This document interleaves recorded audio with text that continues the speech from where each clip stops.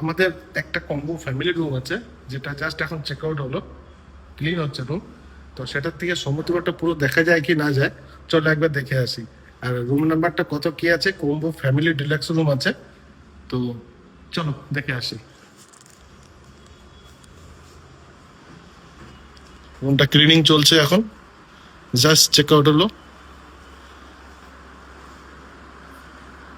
বাকি যা রুম আছে সব একই ক্যাটাগরি রুম সব।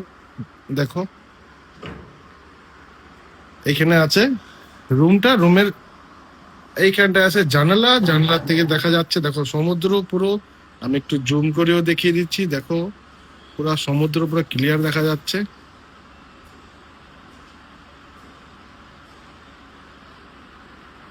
এখানটায় বসবেন আর সমুদ্রের মজা নেবেন এখানে। এটা সিভিউ রুম আছে, কমের মধ্যেই দেওয়া হয়। এটা অ্যাকচুয়ালি কম্বো রুম কেন, এটা এখানে আরেকটা রুম আছে দেখো। এই কম্বো ডিলাক্স রুমে আপনার দুটোই এসি রুম, কিন্তু দুটো রুমের মধ্যেই টোটাল 5 জন থাকতে পারবে।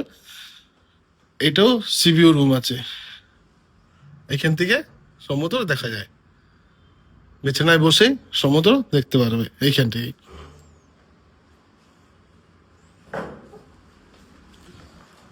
এটা কম্বো ডিলাক্স কেন করা হয়েছে, এটার ওয়াশরুম একটাই আছে,